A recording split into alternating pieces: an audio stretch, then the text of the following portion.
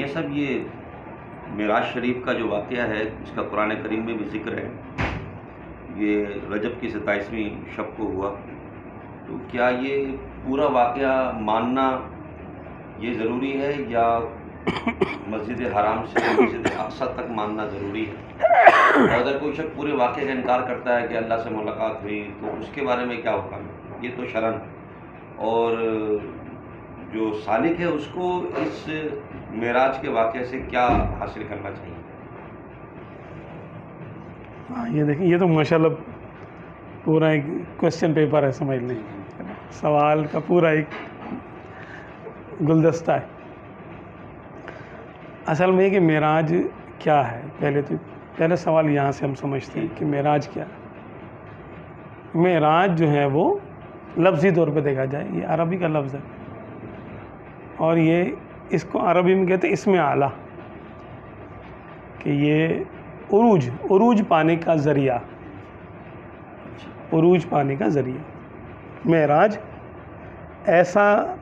ایسی چیز ایسی شے جس سے کوئی چیز بلندی حاصل کرے، اسی لیے ہم سیڑھی کو بھی معراج کہہ دیتے ہیں، کہ سیڑھی سے ہم نیچے سے تھوڑا سا اوپر چلے جاتے ہیں تو اس کو ہم معراج کہہ دیتے ہیں۔ نماز کو بھی کہہ دیتے ہیں الصلاۃ معراج المومنین، کہ نماز جو ہے وہ مومنوں کے عروج پانے کا ذریعہ ہے، کہ اس سے مومن ترقی کرتے ہیں روحانی طور پہ۔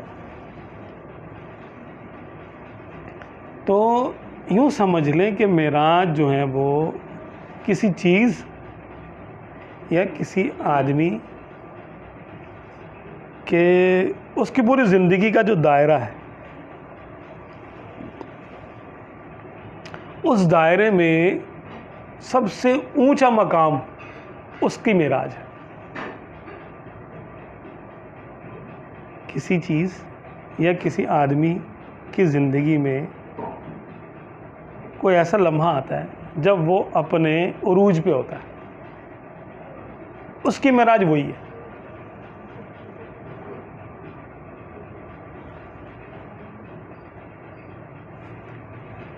تو یوں جو ہے وہ ہر چیز کو معراج حاصل ہوتی ہے، اللہ تعالیٰ نے ہر چیز کو عروج دیا ہے۔ روزانہ سورج عروج کرتا ہے اور نصف النہار پہ آتا ہے، پھر زوال ہو جاتا ہے، اس کا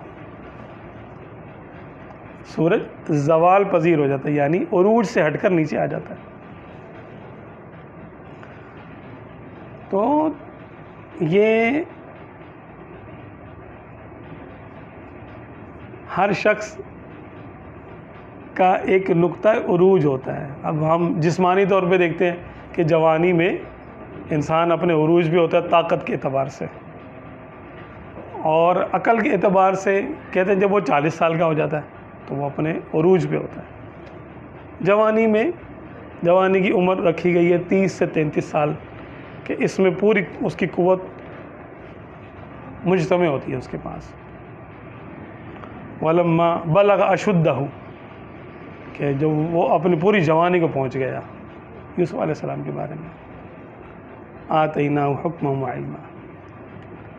تو 30 سے 33 کا جو دورانیہ ہے عمر کا، جسم کی معراج ہے وہ ہر جوان کو حاصل ہوتی ہے۔ پھر عقل کا جو یعنی وہ ہے دائرہ ہے، وہ 40 پہ جا کے اپنے عروج پہ آ جاتا ہے۔ اس کے بعد اس کو ہر لمحے زوال ہونا شروع ہو جاتا ہے، کہ ہر عروج کے بعد ایک زوال ہے۔ عام کلیہ قاعدہ یہی ہے، عام کلیہ قاعدہ یہی ہے، جس کو عروج ہے اس کا زوال ہے، جس کو ہر کمال را زوال، ہر کمال کو زوال ہوتا ہے۔ یہ عام نقطہ ہے، یہ عام قاعدہ ہے۔